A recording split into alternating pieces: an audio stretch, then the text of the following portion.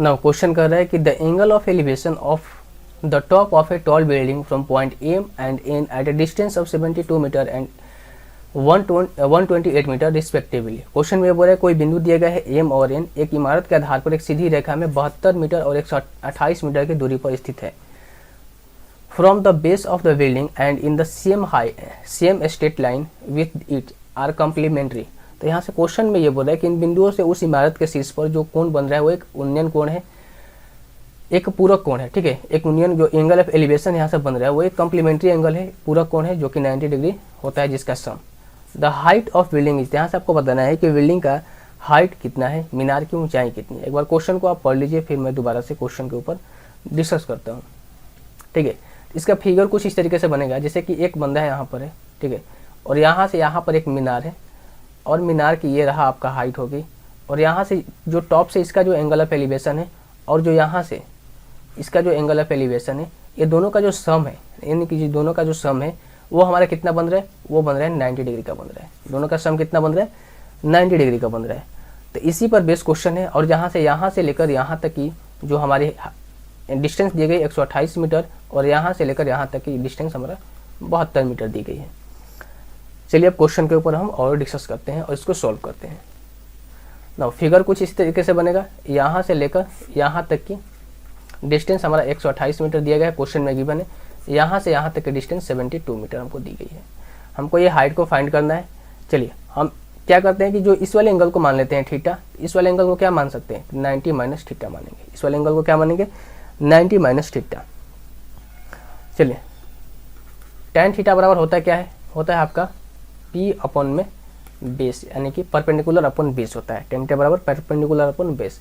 तो यहाँ से tan 90 minus theta equals to क्या हो जाएगा, tan 90 minus theta equals to H के, हमने हाइट को h माना है तो h अपन कितना हो जाएगा, h अपन 72 हो जाएगा। tan 90 माइनस थीटा होता है क्या है, cot थीटा होता है, तो cot थीटा इक्वल्स टू क्या हो जाएगा, h अपन 72। ये हमारा इक्वेशन नंबर 1 हो गया। इसके बाद पूरा डिस्टेंस यहाँ से लेकर यहाँ तक का डिस्टेंस कितना दिया गया है, 128 मीटर का दिया गया है। तो tan थीटा बराबर क्या हो जाएगा, यहाँ से tan थीटा बराबर क्या हो जाएगा, h अपॉन 128। ये होगा इक्वेशन नंबर 2। अब दोनों का क्या करते हैं, हम मल्टीप्लाई कर देते हैं। तो tan theta into cot theta होता है क्या है, 1 होता है, और बटा में h बटा में 72 into h upon 128, h upon 128। अब यहाँ से देखिए मैं यहाँ पर करता हूँ